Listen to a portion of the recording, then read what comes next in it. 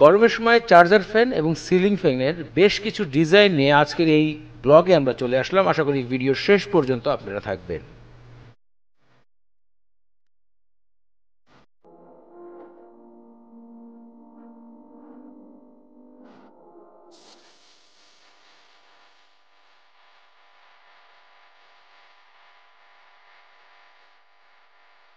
ওয়ালটনের ceiling ফ্যানগুলোর মধ্যে বেশিরভাগই 2800 টাকা থেকে 3500 টাকার ভিতরে আপনি পেয়ে যাবেন।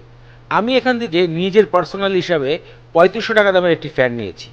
এর লুকিং এবং এর কোয়ালিটি প্রিমিয়ার বলা চলে। অন্যান্য 1800-1900 টাকার মধ্যে যেসব সিলিং ফ্যান পাওয়া যায় সেগুলো থেকে আমি বলবো ওয়ালটনের 3000 টাকাতে যেসব ফ্যান পাওয়া যায় আপনারা নিতে পারেন।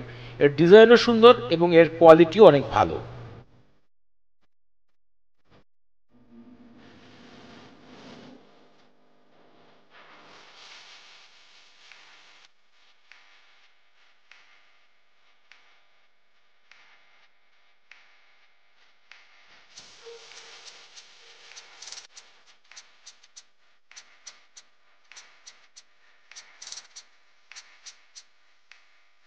এখন আমরা দেখাচ্ছি গরমের সময় যখন কারেন্ট থাকবে না তখন ডিসি এবং এসি, মানে এটি কারেন্ট ছাড়াও চলবে, কারেন্ট অবস্থাও চলবে এই ফ্যানগুলো।